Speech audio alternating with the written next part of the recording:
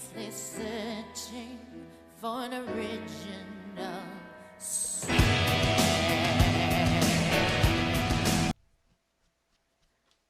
Sorry guys, just a little bit of technical difficulties. It happens all the time. But at least I'm still here to talk to you guys. At least until my voice gives out again. Oh, I think we can hear something. Can you hear me? Yes! We got you! Ah, so stupid. I hate Skype so much. That's why you go and get Discord. I have, you know what, I have Discord, but I have it turned off all the time because every time I log into my computer, it takes forever to sign in. And then the Discord, like I'm on the Clownfish TV Discord, and that is just a constant stream of nonsense. Oh yeah, I put like the servers I'm on mute. Mm-hmm. So that I only go, like, unless I'm specifically pinged, because mine would just blow up if I didn't. Yeah, there's so many conversations going on in there that for the longest time I was like, oh, there's no way I can keep up with this. Alright, so guys, meet Aaron Sparrow. He's the writer of the Darkwing Duck comics that I had told you guys a while ago to go pick up that I've talked about really non-stop. Hey, everybody. And I believe you and James are actually working on another comic now that you guys won't tell me anything about. Yeah, we did. We haven't really talked to anybody about it. It's kind of a different. I mean, it's a humor book, so it's very much in line with kind of what people expect from us.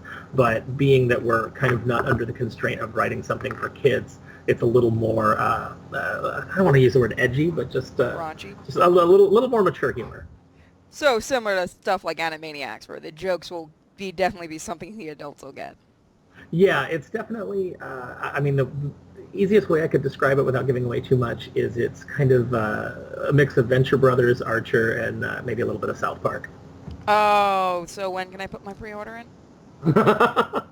We're trying to figure out all the character designs right now. So as soon as we have those locked down, James will start on the art. I wanted to bug James about it when I was at New York Comic Con, which I'm still mad you didn't go to. I mean, I have various reasons for not going to New York right now, but I'm definitely planning on going next year. The main problem I ran into this year was the person that I was going to stay with that ended up not working out. So thankfully, we would have let you share our room with us. We always were looking for another person. I always hate to do that though. Like put out the call, like, hey, does anybody have a place that I can stay? Well, get up with us for next year because we're planning on doing a big room anyway. Oh, okay. I mean, that sounds pretty good. You know, I was gonna bring you and James drinks and everything, and when I found out you weren't going, I'm just like, forget it. Although by that crowd, he probably could have used a drink. I imagine. I saw pictures of it. It looked absolutely insane. This is my second year, and this was like, they didn't even do a day zero.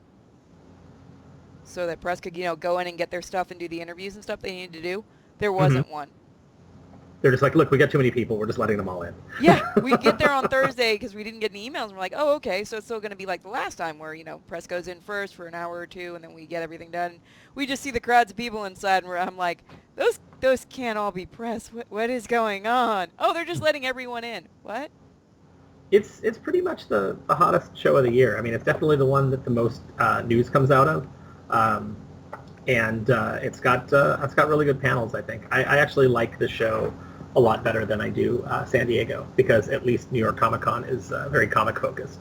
Yeah, that's one of the great things. Todd McFarlane's panel this year was absolutely amazing. I still have yet to meet him, even though as a kid, my dad drove me out to his the comic shop that he owned in Washington. Drove me out there, it's just like I was just trying anything I could to like meet that guy, but I've never met him. I got to meet him because I did something stupid at the con. What did you do? Is there a story here? Yes, there is, and no one's ever let me live it down that were there with me. So after his whole panel was basically like, just do it, just get the balls and do it. So after his panel, I saw him walking away. Well, we had some art for our comic, so I ran up to him to thank him right in front of 1,000 or so people and give him the art card and tell him that he helped inspire us and how we kind of got screwed over by Disney and everything. And he shook my hand, and that was this. All the people with me just looked away and let me do it. Just run right up to him. Mm-hmm. I mean, he shook my hand, he's really nice. His handler, not so much, but he was. But it was still the dumbest thing I've ever done. Okay, Well, second. I mean, I've always heard that about Todd, that he's very personable with fans and with other professionals, and so I've never heard anything bad about him in that regard. Oh yeah, he was absolutely fantastic, and I'm so glad no one got that on film that I know of.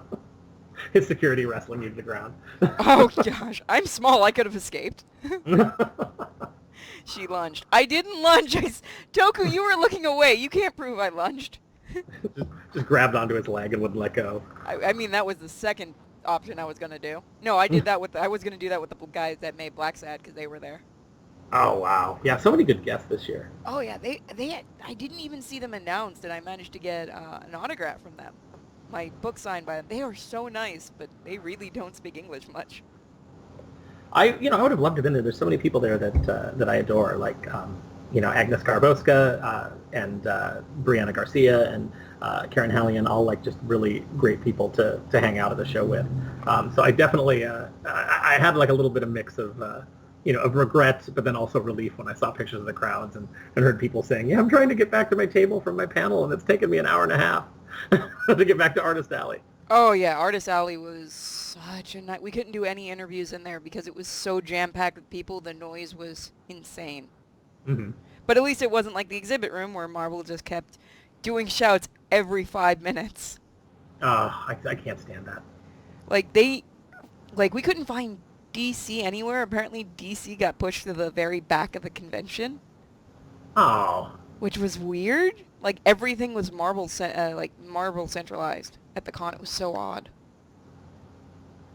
That's really strange that DC got shuffled off to the side.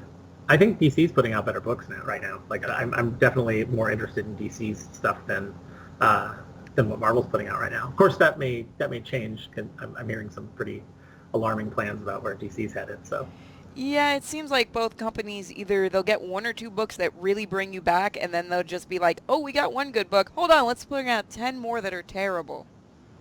Yeah, it's DC cut their line way back, but Marvel's got that whole flood the shelves strategy going that I do not enjoy.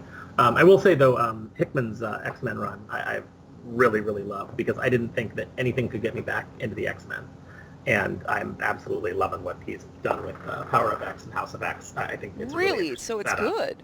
Yeah, I actually really like it. Now Hickman for me, he tends to write characters. I think it is just my impression, but. I've always liked his stuff, but every now and then he tends to write characters a little cold, like they don't have a lot of humanity a lot of the time, I don't think. But in this case, I think he's really going somewhere with it. And it really, I think that the kind of the cold feel that he's giving the characters, there's a definite purpose for it. And I think he's setting up a lot of things, just a lot of things in the book that I think are going to pay off down the line, which is typical with his stuff. I mean, the last great Marvel crossover I thought was Secret Wars. Not all the tie-ins that they did, but his book and that big confrontation at the end with Reed Richards and Dr. Doom, I was a huge fan of. So Hickman's pretty trusted as far as I'm concerned. I'll have to check it out then. I've been trying to kind of avoid Marvel because every time I want to get into one of their current comics, I'm just like after a few pages, I'm like, I can't read this anymore. You don't know the characters you're writing. What are you doing? Mm-hmm. So it's been hard to kind of trust them. Somebody's asking, Aaron is not the guy who created Darkwing Duck. That's Tad Stones, who I have talked to. Very fantastic gentleman. I helped him with a charity event a couple of years ago. Aaron actually wrote the Darkwing Duck comics from Boom, I believe, and was it Joe Comics that did the second? Yeah, Joe Books. They're defunct now, but yeah. Well, they stopped publishing Darkwing. What did you think was going to happen? Yeah, they didn't. Marketing for the book really wasn't that good either, because I don't remember, when I went into the comic shops, I kept asking if they'd get it in, and they're like, we didn't even know there was a new Darkwing Duck book. And I'm like...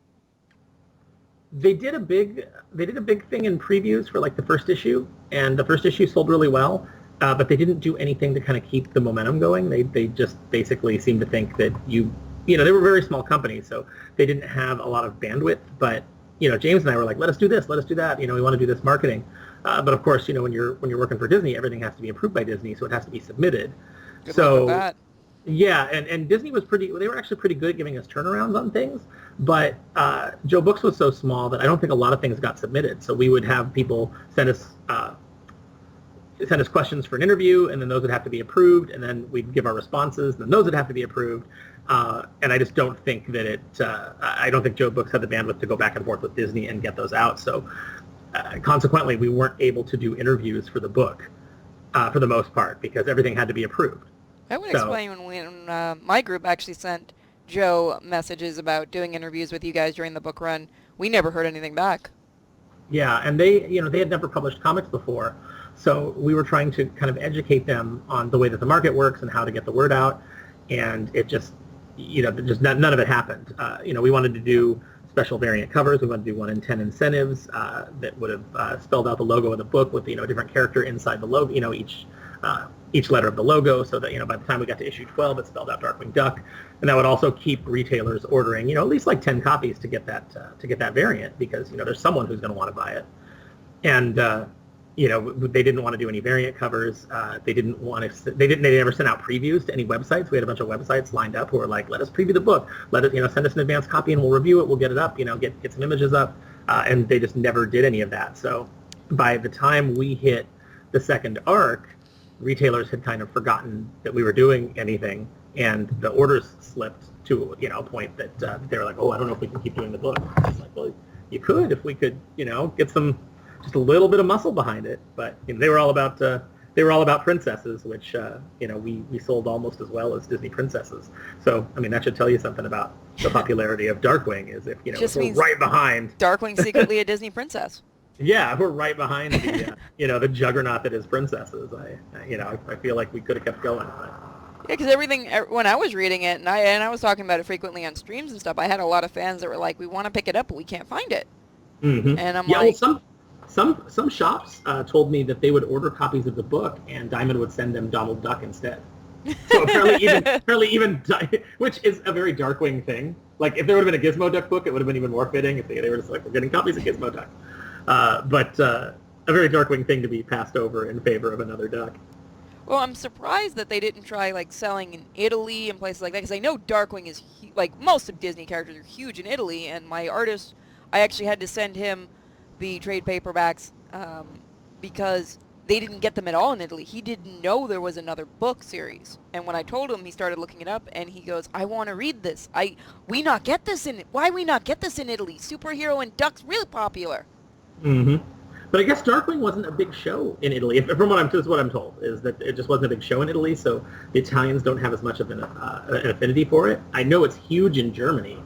We actually had it. The problem with when you do comics in the United States is, typically your company licenses the North American rights, so they don't have the right to distribute it anywhere else, and there's other publishers that have the rights in other regions, so they actually have to go to Disney and say, hey, we want this material, and get it sent over. We did set it up so that Germany got some of it. We had to put them in contact so that they could get the material shipped over to them. But yeah, it's just a big mess, when it comes to the different regions and which regions get to take the license and do things with it. Makes sense. Nothing can ever be easy in this job of finding out.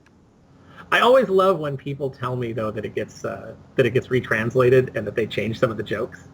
Which always cracks me up, because I'm like, there are a lot of things that we write that I don't know that they're going to get in other countries, and I don't take offense to that. I don't take any offense to anybody rewriting anything and for another region or anything like that. That's just the name of the game. I'll admit, for when I sent, because I got 2 of the trade paperbacks from James and I sent it to my artist Bosco, I actually had to explain some of the jokes to him because he didn't really understand them. Mm-hmm. So I had to figure out how to explain them in the simplest ways possible, and his response usually was, that's really dumb. I like it. Can I use this kind of joke? And I'm like, go for it, man. My assistant editor, Janice, she would write to me sometimes, and she'd be like, what does this joke mean? There's one in particular, I remember it was issue 8. And, no, it's issue 7. It's the beginning of the Bush Root story, where there's 2 security guards out front, and one of them is saying, hey, you seen those new TC-14s? And the other one's like, I'm not playing this game again with you, Carl. And she's like, what is this joke? And I'm like, oh, there's 2 stormtroopers on the Death Star, and one of them, they're just having a casual conversation in the original Star Wars movie, and one of them says, hey, you seen those new TC-14s? And the other one's like, oh yeah, some of the guys are telling me about them. And it's really low in the background, is like Obi-Wan's going to shut off the tractor beam. And I said, and that's the joke. And there was a pause on the phone, and Janice goes, and I can just imagine her pinching the bridge of her nose, and she's like, why do you write jokes for one person? Because that one person's going to get it and be very happy. That's how I Yeah, would it's like answer. that one person is going to love that joke. It's always fun to do those we do those kinds of jokes frequently. Like, we literally, in our first issue, put a Patreon joke in there. Like, all the patrons loved it. They're like, oh, that's for us. And everyone's like, why are you guys calling us patrons? We're readers. What are you calling us patrons for? Like, I write big broad jokes for some people, and then other times I work in an Alanis Morissette reference. I mean, it's just the name of the game. Okay, Grimm's asking. I just want to hear the answer to this one. Grim Soul Taker asks, how long did it take you to draw your first comic? Oh, I'm the writer. So, but I have drawn comics before, nothing professionally, but I started out drawing, I got to, like, must have been like in late elementary school. I started drawing superhero comics with Garfield as the Caped Avenger, but they were all very serious. I want to see those. Oh, I'm so glad that nobody's ever seen those, because it's just one of those things where, although there are a lot of characters, I'm like, in the back of my mind, I'm like, I could give that character a polish and resurrect them. But yeah, you never want people to see that early stuff that you did. It's like, imagine if you're like really super into a band, and then you go and you like listen to this song that they wrote, and it's a moody thing about a dead bird that they found in the road and how it made them feel and everything, and it's like really like poetic, and it was like during their weird goth phase, and then it just makes you look at their new work. It's kind of like, oh wow, that it just taints everything because it's formative and it's not very good. That's kind of what that is. I don't know. Now I want to see these Garfield comics. I'm pretty sure I still have some of them somewhere. Oh, you should scan them and put them up just so you can go, James, look, I can draw better than you. Well, it's funny. I wanted to draw, and I was really, I was decent for my age. And then my grandmother thought it would be a good idea. Like, she was like, oh, Aaron loves to draw, and he loves comic books, and there's this artist that, this comic book artist that's appearing at this thing. I'll take him to meet him. And I don't remember who it was. And in my head, they were chain smoking. I don't think they were, but just the attitude that they had, like in my memory now, they were chain smoking. But they basically gave me the comics will break your hearts, kid speech. Aww. And yeah, it's like they look at my stuff and they said, yeah, it's good for your age, but you can't make any money in comics, kid. You should like be a dentist. Is his name Jack Kirby? No, but like I always, ever since I saw that Jack Kirby cartoon, if it was saying that, like I always just imagine somebody like just smoking and kind of like, it's just it's no good, kid, it's no good. Well, I guess that'd be better than the reason I don't draw anymore. I mean, in a way, like it was sound advice. I mean, he definitely was right. Well, you're a better writer. Yeah, I mean, that's when I kind of got away from drawing and I lost practice, and then later when I decided I still wanted to tell stories, I just was like, well, I can write, and writing has other applications. You can get into other fields. Why did you stop drawing? I'm curious. I was pushed off a 3-story building and got brain damage. Oh man, wow, wait. It's okay, I joke about it too. At least I get to make jokes on why I don't remember things in video games now. Way to bring down the mood. I mean, if it helps, I probably went wee all the way down. No, I've had some brain injury issues, so I definitely understand. But nothing quite as exciting sounding as being pushed off. It wasn't exciting getting pushed, I don't think, but I don't really remember. So. Were you in an action film? How did this happen? Basically, there was not psychopathic kid that I was friends with, and he said he wanted to see if I would grab onto the banister on the way down because he took me up to the roof. I didn't. Oof.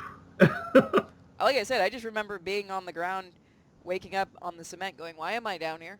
I was up there, wasn't I? Oh, man. Why can't I move my wrists? And when was this? I was 14 or 15, I think, when it happened. Because it was just as I was starting to get my internship at Pixar. So I was pretty young. Oh, my God. I mean, I enjoy writing more. I miss art, especially when I see my artist drawing stuff, and I'm like, no, that's not how I want it drawn. But I actually like writing more. Yeah, you wish you could at least like do red lines, right? Like, no more like this. He's asked me, and I've drawn for him, and he goes, you know what? You write, I draw. And I'm like, thanks. Thank you for that. So we do have a question for you. Shadow Wolf Prime asked, who is your favorite Darkwing Duck villain? To write or just in general? Well, for both. I mean, I guess the answer is kind of the same for both. It's a tough call for me. Like normally I would say that my favorite villain is Quackerjack, but Quackerjack is probably my favorite villain to watch when I was watching the show as a kid. Really loved him in Megavolt, but I like so many of the villains so much. To write, I probably have the most fun writing Steelbeak, just because his dialogue is so fun. Because you really try, I really try to write it in like Rob Paulson's voice, the way that I try to write like everybody's character. But he's just got that, I don't know, that smug kind of, that whole thing that he's got. So I really like writing Steelbeak's dialogue. I actually kind of fell in love with Bushroot on the last arc that we did, the 2-issue arc. I love Bushroot. He's one of my favorites next to Negaduck. It was the first time that I'd ever written him without the rest of the villains being present, so I really had to like dig into him, and he kind of changed the story as I went. Like it was just kind of going to be like a really short one and done kind of Halloween story, and then as I started deciding what Bushroot would do and how we would bring him into the story and where it would go. His kind of character started to change where we went. It actually, instead of just being like a little one-off, it actually became kind of a heartfelt look at him and his loneliness, and which is why I think he's always worked as a villain, is because he's not particularly villainous. He's just alone, and he's sweet in a weird way. Yeah, in a really strange, like socially awkward, making his own bride out of a potato kind of way. I do remember for Quackerjack, you tried to go a little darker with him. I do remember that. Yeah, and actually we would have explained that in the next arc. Like issue 9 started a 3-part.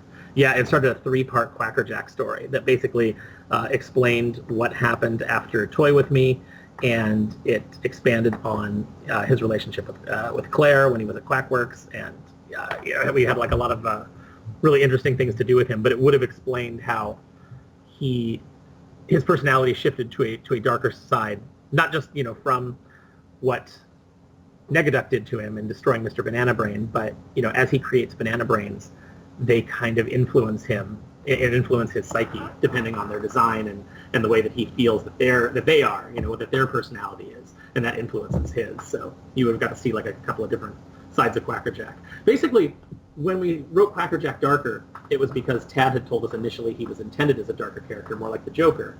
But when Michael Bell came in and did his voice for the first time, it was so playful that the writers started leaning that way. So what we wanted to do with Mecha Banana Brain was give him a way that he could be the darker character when we wanted to tell those darker stories, but then when he had the regular Banana Brain, he could also be like the more lighthearted Quackerjack that fans of the cartoon were used to. So it kind of gave us different ways to play with him. See, like, I know in the show I always thought of him almost like Riddler, but definitely in the comics you gave him more of a Joker feel, which worked. And I remember when I first started reading them, because a friend of mine is also a huge Darkwing Duck fan, and I told him, and he goes, there's no way of all characters you can make Quackerjack darker. And he read it, and he calls me up like an hour later and goes, holy crap, they made him darker. Mm-hmm. Yeah, and he's so fun to write kind of like in that darker headspace. But, we would have got back to like goofy stories with him as well, which is why we wanted to kind of give him that split. Quackerjack's so much fun. I really wish we'd gotten to that next story, because I think that next story was where we had laid all the groundwork of where we were going with Negaduck and with bringing Fluffy back into continuity and just kind of like reintroducing all those elements. Issue 9 was where we were going to really start picking up steam to the first big storyline, the big payoff that would have been like a multi-part storyline. Now, I know you're not thrilled with the Boom Studios. I know there's a whole story there, but I've got to ask, what was up with that ending? Oh, the one in the Definitively Dangerous edition, or the one that they got that you got out of Boom? I believe it was the Boom one, the original one. Oh, okay, Dangerous Currency. I do like that you brought the blot back. That was a great callback that a lot of people I had to actually explain that one to. Yeah, we actually wanted to do that from the very beginning. Like, that was the plan of where we were going with the series, was that, we were going to build to a big Phantom Blot storyline. And we actually wanted to bring Mickey in at one point and have Mickey in a story, because I thought it was a great way to kind of bump Mickey up as a character, because, people think of Mickey and he until they start doing the recent shorts, he hadn't been allowed to have personality for years because he was like the corporate icon. So people saw him as like a sweatshirt or, as a character that's on a lunchbox. They didn't really think of him as a character. So I thought that pairing him off with Darkwing and using the blot would be a great way to give Mickey a rub and kind of make him cool again, and then also to establish that Darkwing was important because here he is with like the flagship character. We never really got to that, but we never really got to approvals on that. But we were able to use the blot because the blot appeared on an episode of DuckTales, and the way that we were writing Darkwing was that those two universes were connected.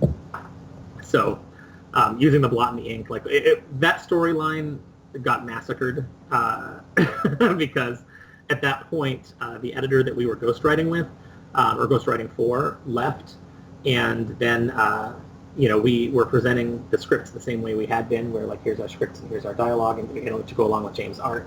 And at that point, James was told by the other writer that who was barely doing any writing but taking all the credit, curiously enough. But, there was a whole corporate impetus behind that, so I don't really have a lot of hard feelings about that anymore. But, was told that he had been indulged enough and that the book was going to be done the way that he wanted to finish it, and that's how we got Dangerous. Yeah, that's how we got Dangerous Currency. Which all those covers that you saw, like the villains, Steelbeak surfing in the money bin, and the Darkwing villains in the money bin with Glomgold and things like that. Those would have been in the original version of the DuckTales crossover that we wanted to do. So those covers, those covers were all done before the storyline got changed. Makes sense. So it's good to hear that editors here are just as bad as the ones in Italy. Yeah, the problem is that you're always dealing with a licensor. I just want to make it clear that we always had a good relationship with Disney. The people at Disney Publishing always supported us. They always enjoyed our ideas, which is why we got to do the Definitively Dangerous edition. When Joe Books picked up the Disney license and they said, we want to reprint some Darkwing material, Disney basically told them, like, you can do it, but you need to go back to Sparrow and Silvani and get their original scripts because they've been overwritten, and we prefer the scripts as they were originally. We would prefer them to restore their scripts. So that's why we got to do the Definitively Dangerous edition, and why I think the stories work so much better. It's because it's got our true intent for the material. And that's the one that's really hard to find now, isn't it? Yeah, it's 416 pages, and it's I see it on Amazon every now and then. It's like $300 to $500. Good luck, everyone.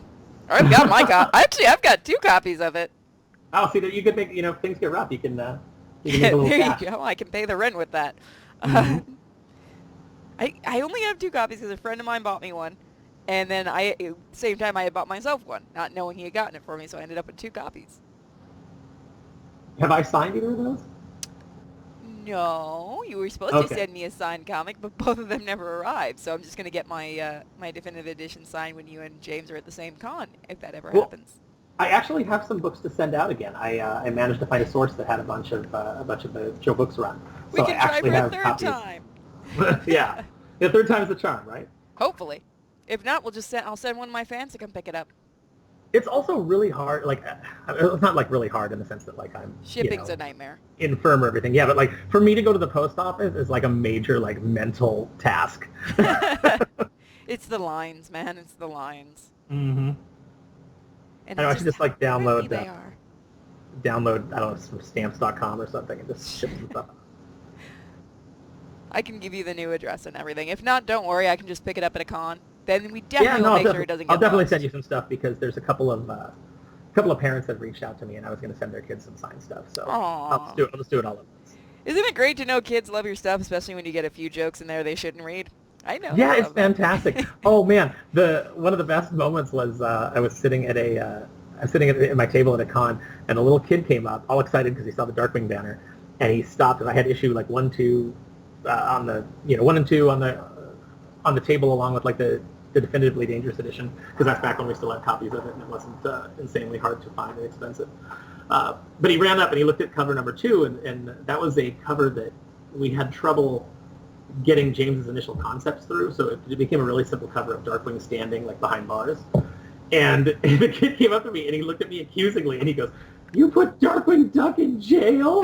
like he was gonna cry, and I was like, "Oh my gosh, don't worry. Here, just take it, read it. That's beautiful. I love kids. There's a reason for it. I would have just looked at him with a straight face and went, "Yes, he did something wrong."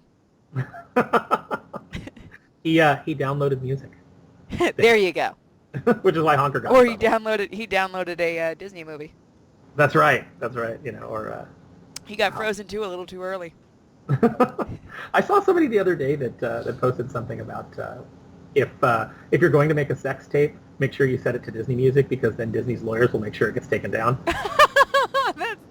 I need to take one of the more adult games and do that just to see what would happen. That's absolutely genius. I mean, considering the stuff I've seen on certain sites, I'm surprised Disney's lawyers haven't gotten more nuts. Mickey has gotten into some things he really shouldn't have, is all I'm going to say. Well, I mean, you go back and you read like the old Mickey comics, you know, by Gottfredson and things like that, and there's definitely some stuff in there that like he's pistol whipping people and like there's one story I remember. They've been trying to purge off the internet for years? I think so. Yeah, there's one where there's one where he's just like upset that somebody new has moved into the neighborhood and hasn't come over and introduced themselves, and then he's like standing in front of their house and somebody goes to visit them and he's like, you know, oh yeah, give him this for me, and he like kicks the person that's going in. And it's like, man, Mickey was rough back in the day. He was kind of mean, but I loved it. Mm-hmm. Yeah, and he was always packing heat. Like there's so many stories. He was just whipping out a gun at a moment's notice. Well, let's put it this way. Walt liked to have him really depressed and hanging himself. I love that Disney's been trying to get rid of that one. We got in trouble in animation school for getting to see that comic. Really? Oh, yeah. Our teachers, like, came in the next day and said, yeah, I'm not allowed to show you guys that one again. Why? We have a lot of Disney people here. Oh. Can we see it again? Now, I wonder when Mickey finally enters the public domain and those stories come up as public domain, do they just get to be reprinted by anybody? Like, they won't be able to control it at that point. Well, that happens in a few years, doesn't it? Yeah. Yeah, he's so, like, the very first... I think it'll be like Steamboat Willie will be in the public domain, and then like, you know, every year after, like whatever was produced during that year enters. If I'm correct about the way that it works.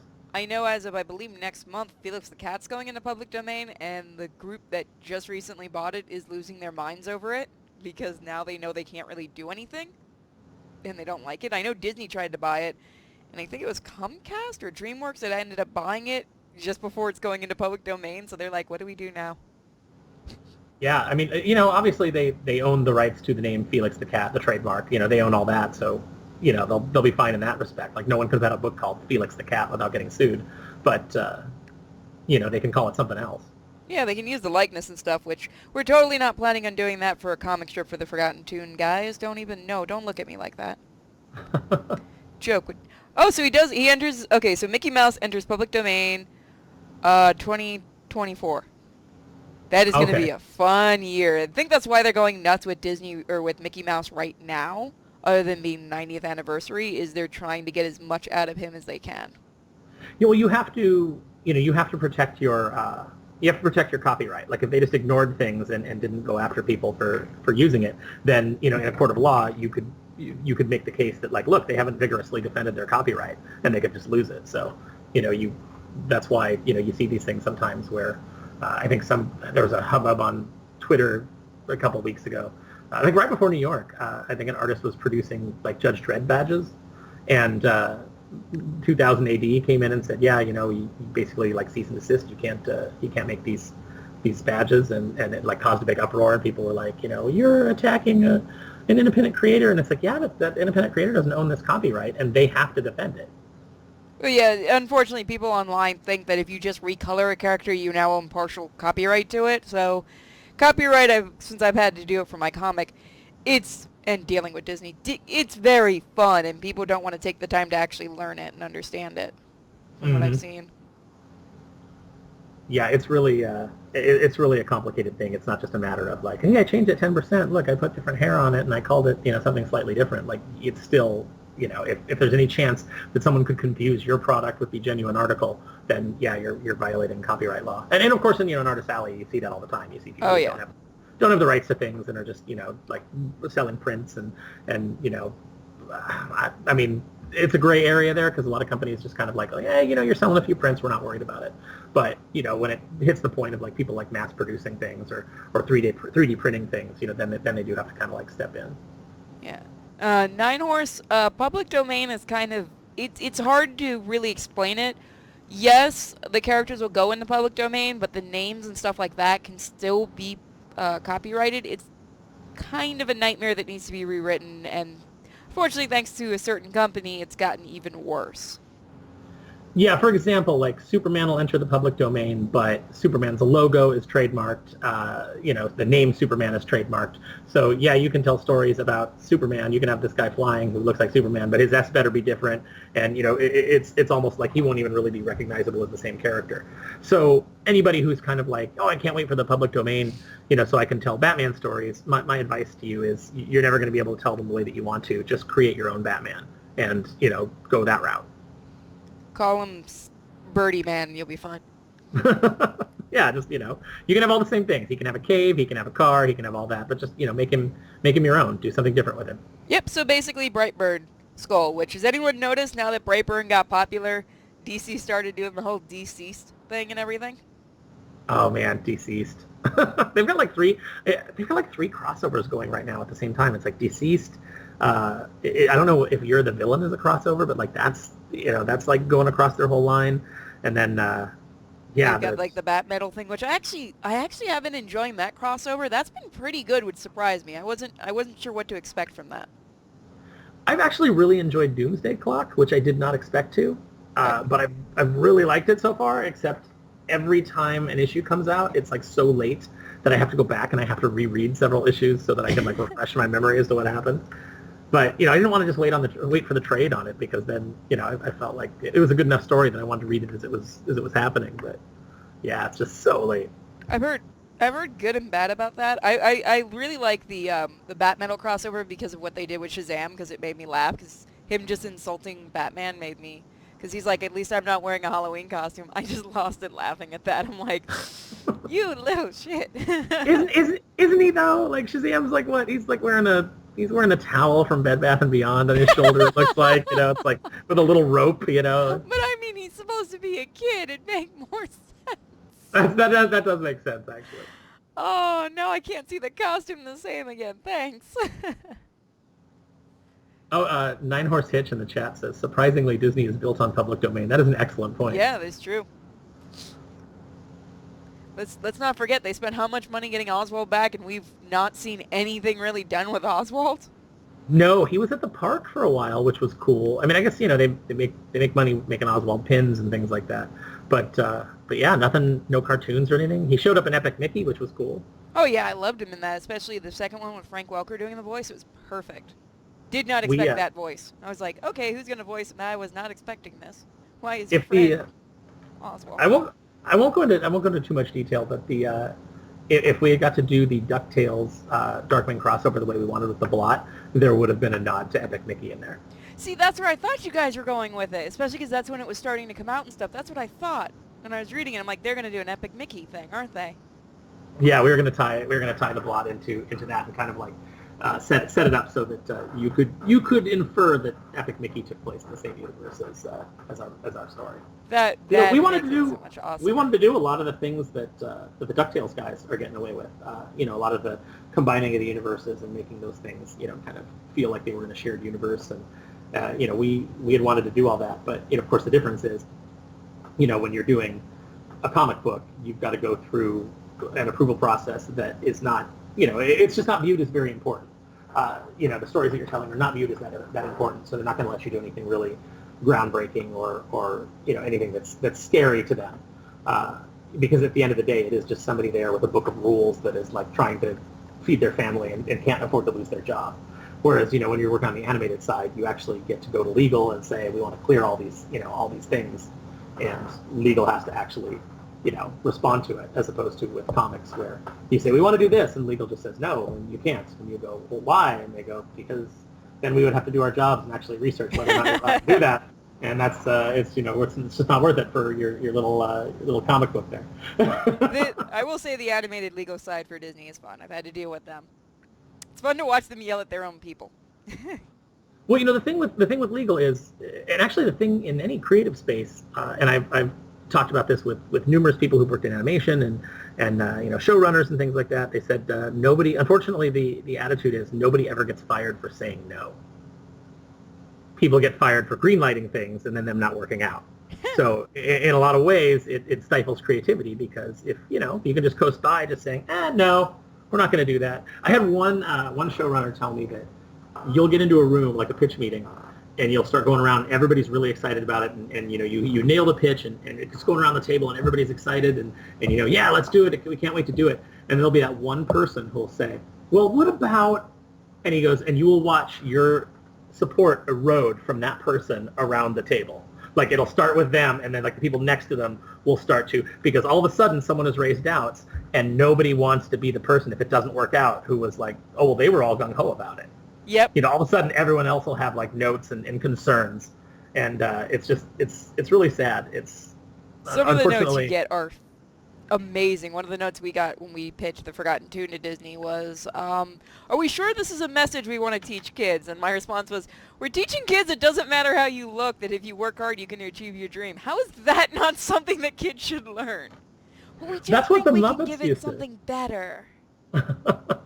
That's what the Muppets used to teach people. The Muppets used to teach people that no matter how bad you were at what you wanted to do, believe in yourself. And that's kind of like what we've lost with the current version of the Muppets, is nobody seems to understand that very simple fact. The Muppets, doing a show like Muppets Tonight, where Piggy is a successful talk show host, and everybody's, it was a fun enough show because you were like, oh, at least I'm getting something Muppets. But really, it doesn't. It did feel like the Muppets. Yeah, it didn't. It's not in the spirit of the Muppets, which is they are not successful. They are bad at what they do. Every single one of them. And Kermit's got to hold it all together. Isn't it ridiculous that all these characters that are bad at what they do this show that just gets heckled by two old men every week?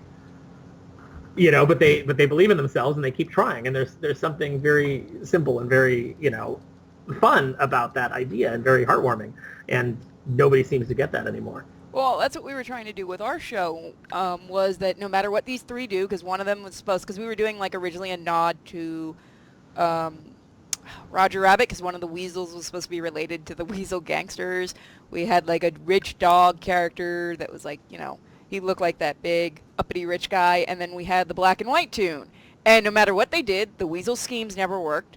The black and white tune kept getting thrown out because black and white, and the dog is just... Chandler's a good boy is all we got to say. He tries. He tries so hard to make Weasel happy. If any of you do have the Definitively Dangerous edition, if you go back and you read where Constance is talking to her campaign manager, which is the Phantom Blot, but he's not in costume. It's just him as Bob.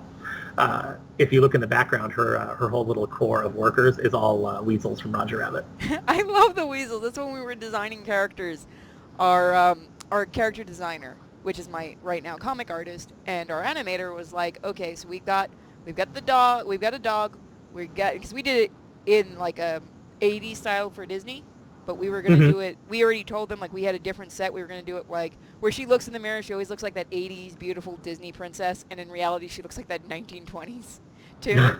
But we were like, okay, we need to have another character to kind of make this an homage, because they said we were allowed to do that. So I'm like, I'm watching Who Framed Roger Rabbit, guys. Why don't we use the weasels? Because they never really do anything with them, so we can just have a weasel that's just really bad at being a street punk. They're like, isn't that the weasels in the show or in the movie? Yeah, let's do this. What's his name? Weasel? Good enough. He has a full name. We just thought it'd be funny because it'll always annoy him. What's he called? Weasel? Doesn't get a real name.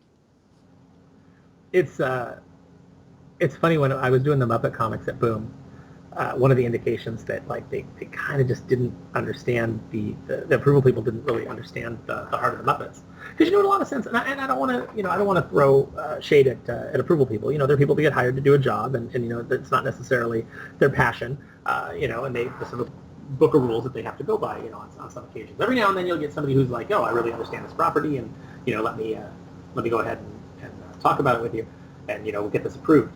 But one of the notes that we got was Roger Langridge, who just did such a fantastic job on the Muppet Show comic book.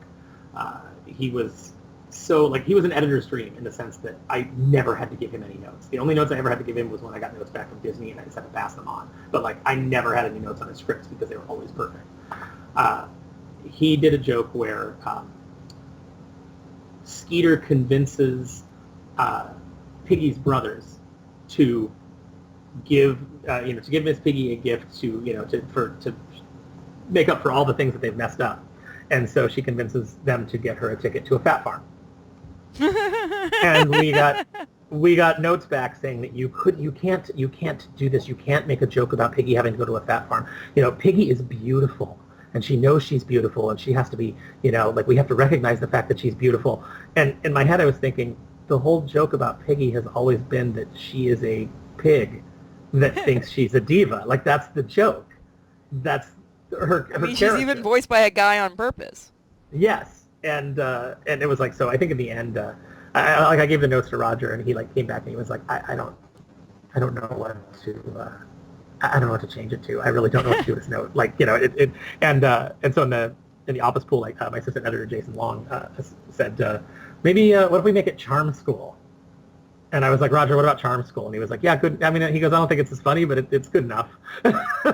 So that's what we did. 9 Wars, you didn't know? Miss Piggy's actually voiced by a man. Yes, Frank Oz originally voiced her. Mm-hmm. That's the whole joke about it. Oh, we crushed someone. Oh no. Oh no. So, are you doing any editing for any comics right now? Because I know I've seen you talk about it on Twitter a few times, and you mentioned that you did editing now. Do you still do any? Yeah, actually, I mean, I'm not in charge of a line of anything anymore. Which I was at Boom. I handled all the Disney, Pixar, Muppets.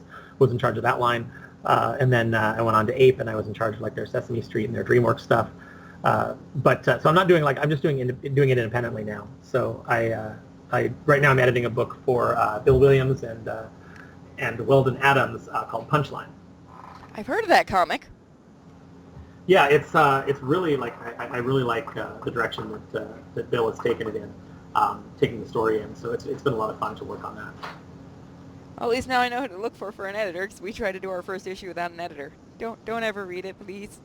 Yeah, send it to me. I'm pretty good at catching typos and mistakes and things like that. But I'm also a very collaborative editor, so I have a pretty good reputation for being good at dialogue. So that's an area that I'm really passionate about. Characters need to sound like individual characters. One of the big problems that I have with current comics is that you can, aside from the fact that it seems like there's no editors, or they're just so overworked that they can't really do their job effectively. But there's so many scripts that just seem like they're a first draft, and they come in and you could move the dialogue tails, the balloon tails around to any character, and it wouldn't make a difference because there's no distinct voices in a lot of the comics. Every character sounds the same, and every character sounds a lot like the writer sounds on Twitter. And that's not, they're doing those writers a disservice by not sending them notes and saying, no, this doesn't work. You need to, you need to polish this. Those writers are not going to get better just, sending their first draft across the plate. Now, are you the type of editor that likes having the sketches with the script, or just the script? Because I know I've talked to a few different editors because we're trying to find one for Chaotic Stories, and it's so hard to find an editor because they never ever seem to agree on what kinds that they like when it comes to working on the books. Mm-hmm. It depends. I mean, it just depends on. I think that I've been fortunate to work with people who don't have a lot of ego, so they don't bristle when you give them notes. And I tend to give notes in a way that I say, hey, here's the way I see it, but if you have a better, if this spurs a better idea, come back and let me know. Let's talk about it. Let's go back and forth until we get something that we're both happy with. But I've been fortunate to work with people who appreciate the feedback and who understand that I'm not trying to be a jerk when I give them notes. I'm not trying to just be contrary. And I'm not afraid, I'm not somebody who's giving them notes because I'm afraid of what is going to happen if we can't do this. That's not the type of editor that I am. I'm giving them notes because I legitimately want them to think about these things and think about how people communicate. And when they're out somewhere, listen to the way that people talk and try and make your characters sound natural. Make your conversation sound natural. I'm trying to make them better writers, which is the actual job of an editor. And they've been very appreciative of that. So I've been lucky. I haven't had a lot of ego clashes in my career. Well, that's good. I'll definitely have to send you the script then for for our second issue, because you seem like you'd have more of an attitude with it, because we try to do the comedy with the horror, which is surprisingly hard to write. Yeah, it's funny. I'm like so I'm so down on like a lot of comedy because a lot of certain types of comedy. I don't really like vulgar comedies all that much because I think that most of the time people write something vulgar and they're like, oh, this is shocking, and that's all I need. It's like, no, it still needs to be clever. So, there's just certain like types of humor that I'm like, I would be fine that this is shocking and this is a little bit over the line, this is vulgar, but it's not clever, and that's a problem. You're just basically using a lot of profanity and saying a lot of things that are, that are disgusting, but there's no actual joke behind it.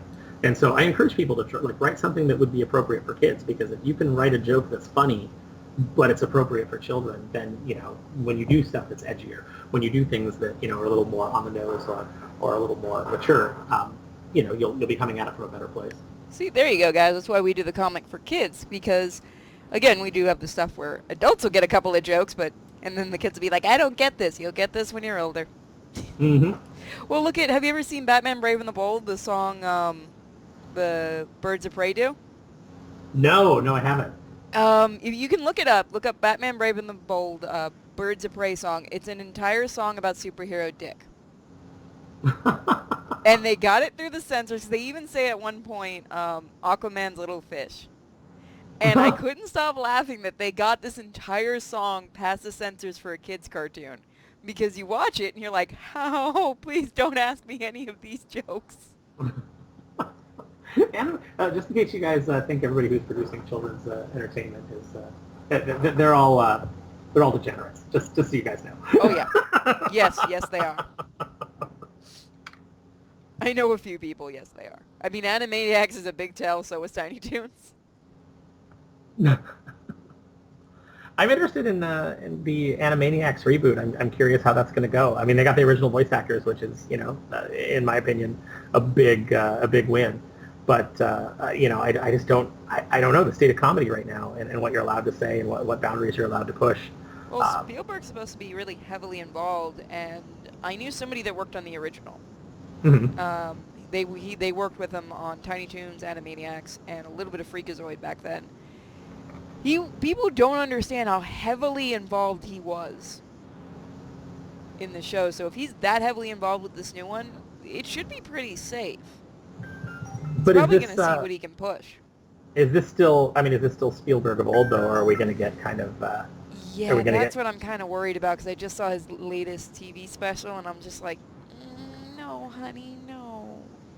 Yeah, he and Lucas, like, you kind of, like, I watched Kingdom of the Crystal Skull, and it's like at the end... Oh, that was all Lucas. Yeah, but still, like, you watch like a lot of Spielberg's movies now, and it's just kind of evident that in their older age, they've kind of become sappy grandpas. And, I don't know they still have... I think the last thing that Spielberg did that really surprised me was War of the Worlds, because he had Tom Cruise murder Tim Robbins, which I was like, oh, I did not see that coming. But then at the end, I was like, wow, that's actually really, like, he tells his kid to look away, and he kills the crazy guy who's threatening his family. And I was like, oh, that got crazy and dark. I can't believe he had it in him. And then you get to the end, and it's like, oh, his son that blew up, no, he's fine. He made it home, and we have a happy end. We have the tacked on happy ending. And I was like, damn it, Spielberg, you almost had it. Almost. You were so close. You were so close to greatness again. At least it wasn't AI again. Oh, man. That movie should have ended with the kid. That movie should have ended with the kid on the bottom of the ocean, right? staring at the whale. Yeah, that's where Kubrick. I think that's where Kubrick would have ended it. Because in Kubrick a sense, would have just stopped and went, Spielberg, you go sit in the corner. I'll finish the movie. You sit in the corner and don't move. Well, I feel like that was the natural ending, because in a sense he became a real boy because his quest ended the way it would for a real person. There was no happy ending. It was just, oh, this is what I've been searching for, and it's ultimately disappointing. And that's a depressing end for a movie, but it's also a very human end for a movie. And it would have fulfilled this thing about wanting to become, quote-unquote, real. You have to wonder if it was Spielberg that added all the rest of it, or if it was the studio, because it was just so weird. Yeah, it was very, very strange. Just the aliens and like out of nowhere, aliens show up and give him one last wish, and you're like, what? This is so out of That's place with definitely the rest not of the film. Kubrick. Yeah. I remember seeing that movie the first time, and I'm just like sitting there going, "Oh, what am I watching? This isn't Kubrick at all." Points to Nine Horse Hitch, who said Freakazoid is my favorite superhero. Yeah, Sylvania and I both love Freakazoid. Oh yeah, you can't help but love him. There's a great bit that like I've always had in my head. You know, just like one of those jokes that sticks with you. It's like something that's simple, and maybe it's only funny to me, but in the first episode, there's the guy that talks to they want to find out how Freakazoid got his powers, and so they bring in this guy to talk to the cat that was part of the experiment, and they hold the cat up, and the cat goes, you know, like makes its noise, and the bad guy says, you know, what did he say? And the guy that came in, the cat translator, goes, he said he's very, very sad. And the villain's just like, get out. Like, just get out of here. And for some reason, that just that just wrecked me. You know, like I still remember when the mom comes in. What are you doing? Just playing on my computer. Oh, how very sad, and such a cheerful voice. I'm like, that's gonna be the future, isn't it? Yeah, it's so good. Yeah, Freakazoid was such a good show. Did you guys? I mean, I don't know how many of your listeners actually like follow me on Twitter or social media. Did you guys see the 5 pages that I posted of the pitch that Lionel Castellani and I did for Justice League? Oh, I saw that. That was really good. Yeah, it's like I really I'm really bummed out that got passed on, because we had such a great plan for that series. We were going to, if any of you are familiar with the animated universe that Paul Dini and Bruce Timm oversaw, and later Dwayne McDuffie, there's a moment in Batman Beyond where they talk about the near apocalypse of '09, where Ra's al Ghul defeated the Justice League and almost won. And it's just a throwaway line. It's only mentioned like once or twice in the show, but fans have been curious about it ever since, and that was the story that we wanted to build to.